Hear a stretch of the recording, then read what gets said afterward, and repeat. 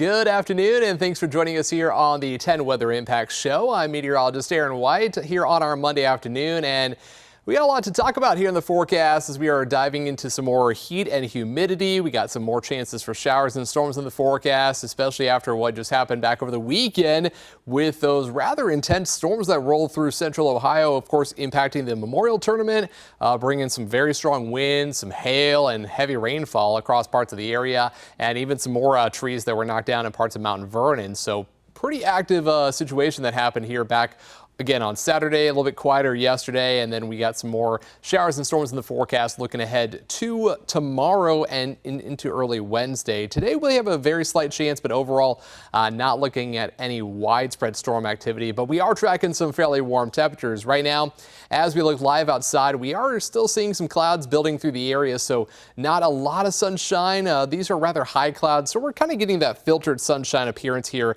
this afternoon, and because of that sunshine, we are getting up to about 85 degrees now.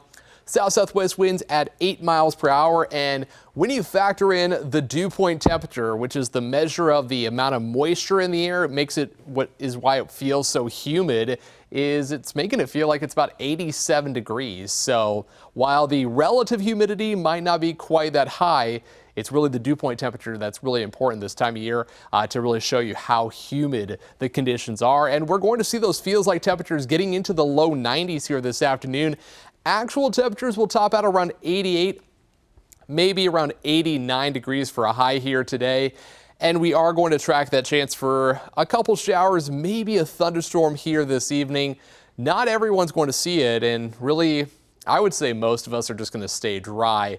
About 20% is the chance here for today, so really that's just saying that maybe 20% of the area here in central Ohio would actually encounter those showers and storms here later on today. So again, most of us are going to stay dry, and then everyone will see drier conditions as we head later into tonight. But notice our temperatures not getting cool at all, staying into the 70s here, maybe dipping into the upper 60s overnight. So that's another sign of just how much moisture is in the air, how humid it is here, not just today, but all the way through the rest of the week. Now tomorrow, we are going to see more cloud cover and a better chance of showers and storms. So that's actually going to keep our temperatures just down a little bit more, so maybe we won't feel as bad.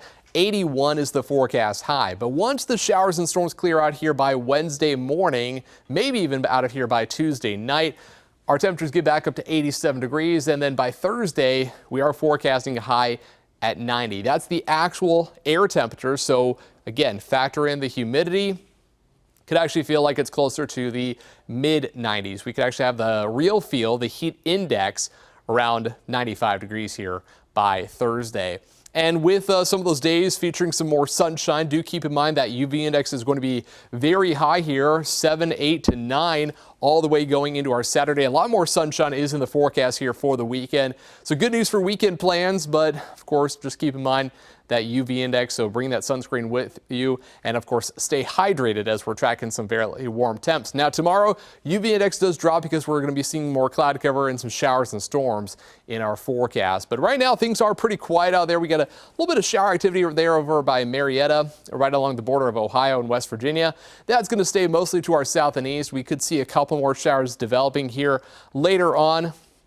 Kind of watching this area right in here, you can see a little bit of activity trying to develop there just south of Cambridge now. So this would be the best chance for some scattered showers north and east of Columbus. And then of course with all that activity building in from the south and west. So we'll be watching two different areas, northeast of Columbus here, and then back to the south and west as some of that tries to build in.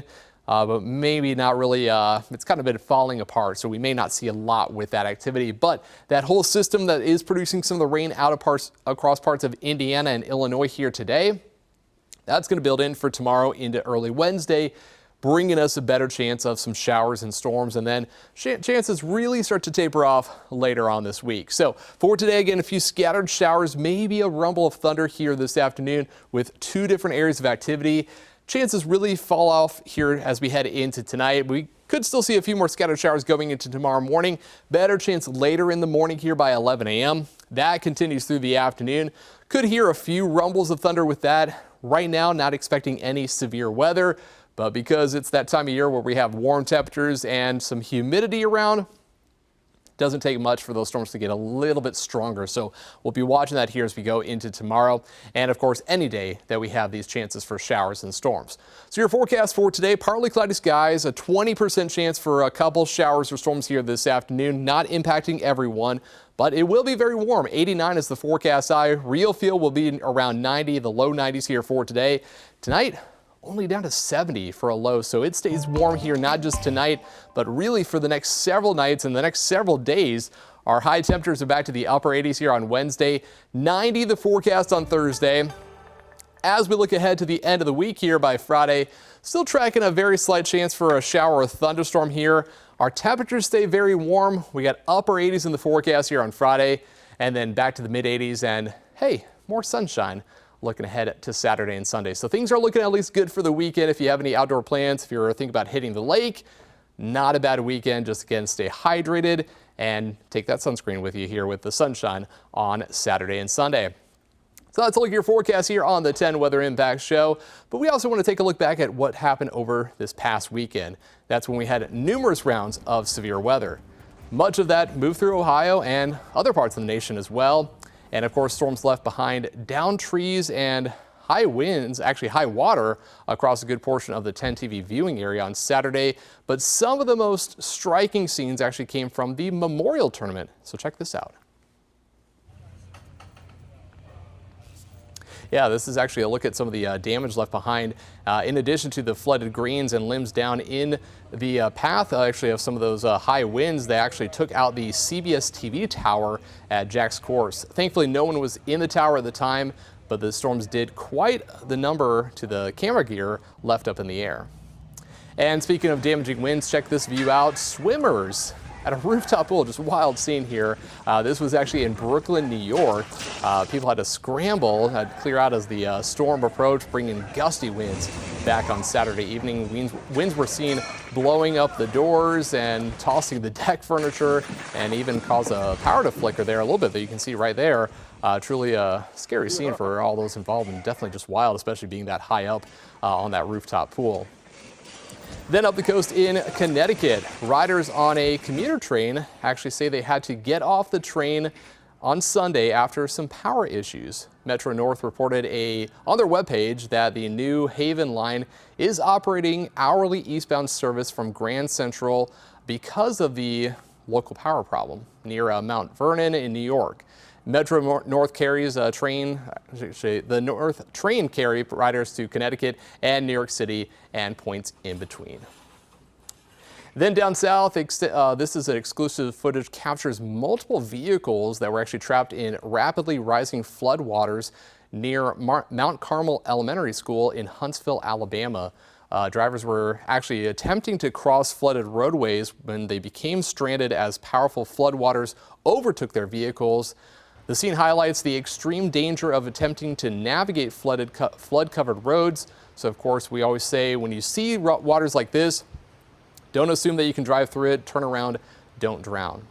And flooding also made its way to parts of Texas, where actually some counties were dealing with just high waters. One of the Milam County Fire Marshal's office caught video of several people actually being saved in a boat rescue after being stranded on top of their cars in a rapid stream of floodwater.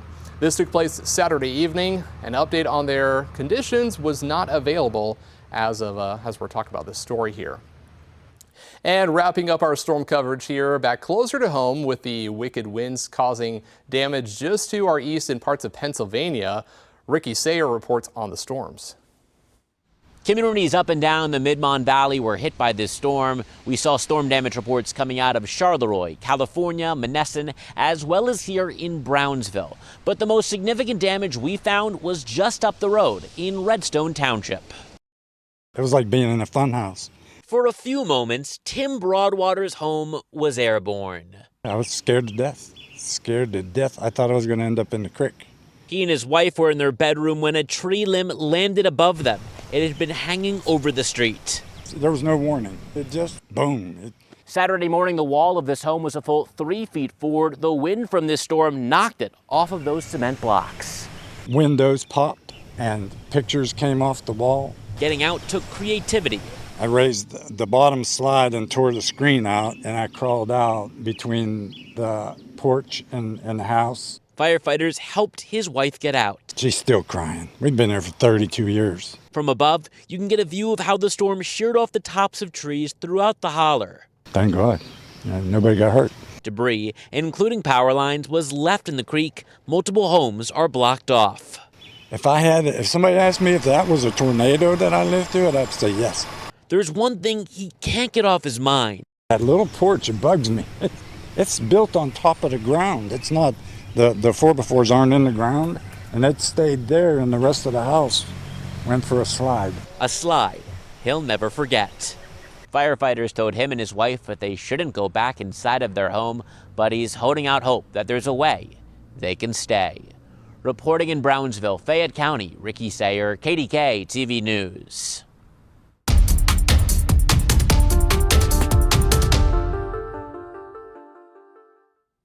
And now to the major earthquake that hit the Philippines early on Monday, leaving behind a lot of damage after a 7.8 magnitude quake struck near the island of Mindanao. This video here shows the abandoned school building with the words of the National High School written across its facade. And actually, this is just impacting not even just parts of the Philippines, but actually triggered a tsunami warning. So these areas were having to deal with a lot of damage as authorities started barricading the site as rescue teams moved to assess the scale of the destruction. The Philippines Civil Defense Office has reported at least 19 fatalities following the quake, but they still need to be verified. The General Santos Disaster Office said aftershocks were still being felt and authorities were assessing reports of damage and some injuries. Of course, after this major disaster, there's a desperate search for survivors. Holly Williams has the latest on the effort. Imagine the terror. As the earth trembled in the southern Philippines this morning, small children took shelter outside their school building. Then part of its roof collapsed in front of their eyes. The powerful earthquake hit just off the coast and measured 7.8, wreaking havoc at other schools and reducing some buildings to rubble and dust.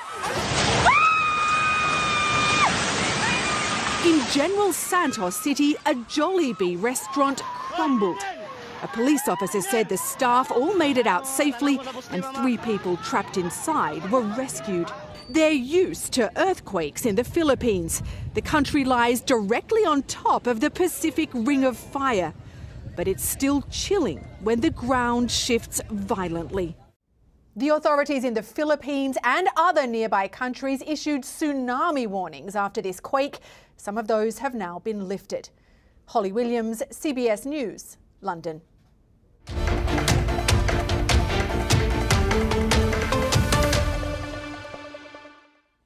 And turning back to our forecast and the heat on the way this week, it's important that you and your family stay safe. 10 TV's Kristen McFarland joins us with tips on staying cool. The name of the game today is staying cool. We are expected to heat up, and there are splash pads and fountains open across the city to give you a bit of a cool down. There are some tips we want you to keep in mind as those temperatures start to climb. Summer is back, and so is the heat. As temperatures rise, families across the area are looking for ways to stay cool. One option is heading to splash pads, where kids can beat the heat while enjoying some fun in the sun. But even while cooling off, health experts say it's important to take steps to avoid heat-related illnesses. One of those steps is staying hydrated, especially for children and anyone spending extended periods of time outdoors. You definitely want to avoid beverages that are sweetened with sugar. So water's great, Gatorade, Pedialyte, any of those electrolyte kind of solutions are going to be good. And especially if, they're out for several hours and they're, really working up a sweat. The National Weather Service says you need to follow these steps to stay safe wherever you are. Stay hydrated and take breaks in the shade. Make sure you check on elderly neighbors and loved ones if they don't have AC. Also, look before you lock your car. Never leave kids or pets unattended in the car. And finally, if you're exercising outside, limit your time in anything too strenuous.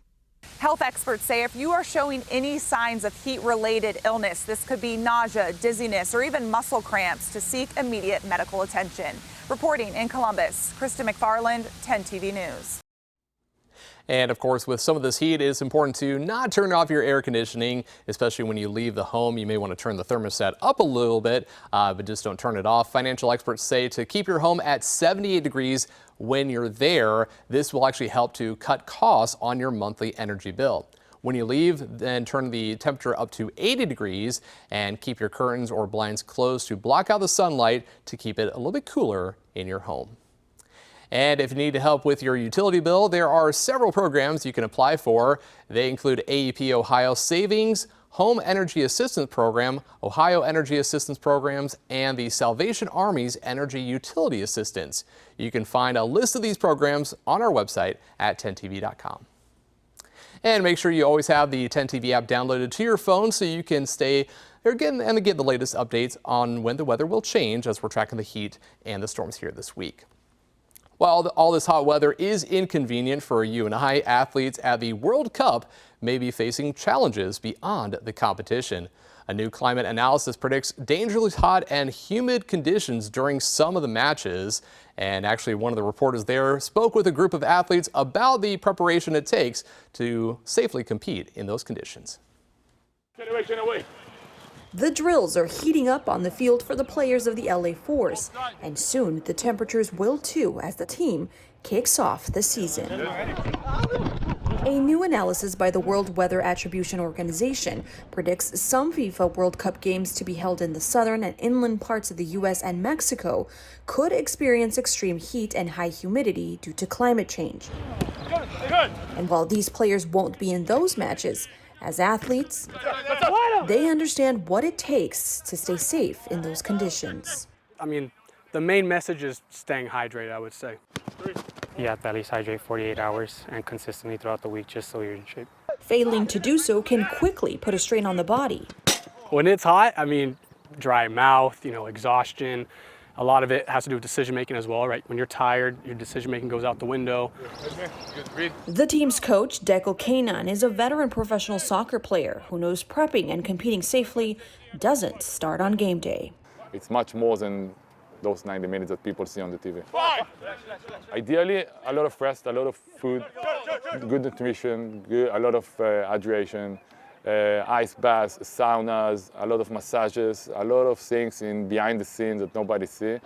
And for those cheering on the athletes, it gets pretty warm in the bleachers as well. So I would also say, bring your own water, a hat if you need it.